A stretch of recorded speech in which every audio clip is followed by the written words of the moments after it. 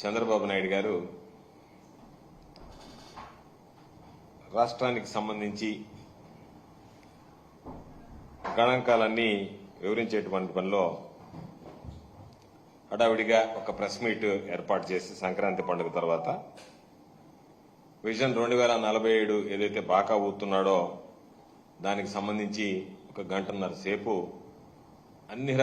ఎన్ని రకాలైనటువంటి అసత్యాలు వల్లించగలడో అబద్దాలు చెప్పగలమో అన్ని రకాలైనటువంటి అబద్దాలు చెప్పడం జరిగింది. చంద్రబాబు నాయుడికి ఈ తొండాట ఆడడం అనేటువంటిది కొత్త ఏమీ కాదు. ఇది సాధారణమైనటువంటి విషయం. చంద్రబాబు నాయుడు ఎన్నికలకు ముందు రకరకాలైనటువంటి హామీలు ఇస్తాడు, రంగురంగుల మేనిఫెస్టోలు సృష్టిస్తాడు. వాటిని తీసుకెళ్లి జనంలో ఏ విధంగా ఓట్లు దండుకోవాలనేటువంటి దాని మీద దృష్టి పెట్టి ఓట్లు దండుకుంటాడు. అధికారంలోకి వచ్చిన తర్వాత ప్రజలకి ఏదో ఒక విధంగా మాయమాటలు చెప్పి మభ్యపెట్టి మొండి చేయి చూపించడం అనేటువంటిది చంద్రబాబు నాయుడికి వెనతో పెట్టినటువంటి విద్య.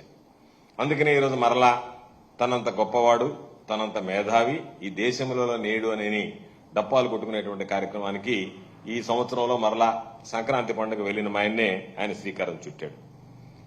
ఈరోజు ఆయనకున్నటువంటి ఒకే ఒక నమ్మకం ఏంటంటే ఏమి చేసినా ఏమి చేయకపోయినా పర్వాలేదు, చేసిన దాన్ని చేయని దాన్ని కలిపి ఏదో బ్రహ్మాండంగా చేశామని చెప్పుకొని బాగా ఊదుకొని ఏదో తన సొంత మీడియాలో దానికి సంబంధించినటువంటిది విస్తృతంగా ప్రచారం చేసుకుంటే సరిపోతుంది అని చెప్పి నిన్న కూడా అనేక రకాలైనటువంటి గణాంకాలు తీశాడు, లెక్కలు వివరించాడు.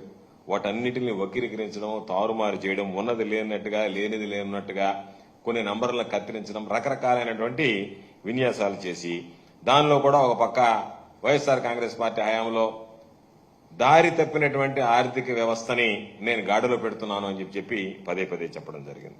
దాదాపుగా నాకు అనిపించింది నిన్న ఆయన మీడియా సమావేశం చూసిన తర్వాత చంద్రబాబు నాయుడు 5 సంవత్సరాలకు సరిపడా అబద్దాలు నిన్న ఒక్కరోజే చెప్పేశాడు. వాస్తవాలను వక్రీకరించడం, దాచిపెట్టడం, ఊహాజనితంగా ఏదో లెక్కలు లేనటువంటి రీతిలో ప్రజలను తప్పుదోవ పట్టించడానికి రకరకాలైనటువంటి వల్లివేయడం జరిగింది.